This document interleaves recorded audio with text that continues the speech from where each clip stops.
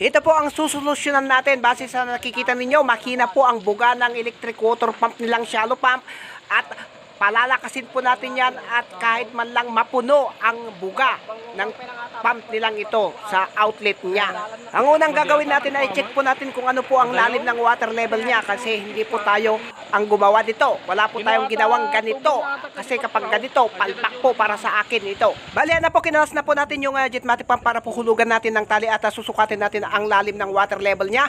At ang nasukat naming lalim ng water level niya ay 6 meters po ang lalim. Kung ganito po ang lalim ng water level, electric water pump na shallow pump ang bubunot o higop ay talaga pong makina kapag ganito po ang lalim ng water level. Magdo-draw down po yung tubig. Kaya ibababa lang po natin yung pump para po lalapit yung pump doon sa water level para maging 5 meters na lang po yung lalim ng water level niya. Bali yan, kalasin na at ibababa na po natin itong electric water pump para po lalapit doon sa water level para maging 5 meters na lang ang lalim ng water level. Bali yan na po, shortcut na ibaba na po natin yung electric water pump na hihigop. At itong manual pump niya na Jetmatic pump, kahit dito lang sa taas, walang problema po ito kahit nakapwesto pa sa 9 meters kasi kunti lang naman po kasi ang hinihigop. Na kapag po kasi makina na ay malakas pong humigop, mag-draw down po kasi yung tubig. Kaya yan, ibaba lang po natin. Yan po ang solusyon natin na gagawin natin. At ayan, testingin na natin at tignan natin kung ano po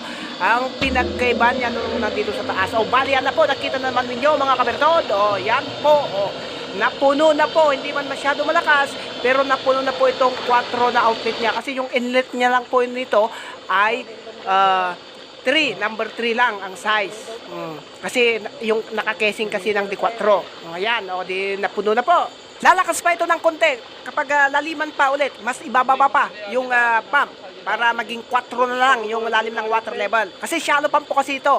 Kaya ininalapit sa lalim ng water level. Kaya nga tinawag na shallow pump. Para po hindi kayo malitaw, magkaiba po ang shallow pump at saka deep well pump. Kapag deep well pump po na makina, pump, ay hindi na po hinuhukay na ilinalapit po sa water level. Kaya nga deep well pump po. English po kasi, kaya maraming hindi nakakaintindi. Translate nyo lamang po sa Tagalog yung shallow pump at saka deep well pump. Hindi yan pangalan ng mga pump, kundi klase ng pump. Kung anong kaya niyang higupin. Kapag malalim, deep well pump po ang bibilisin ninyo. Kapag mababaw yung water level, shallow pump po. Ganun lamang po yun. Yun lamang po. Maraming salamat.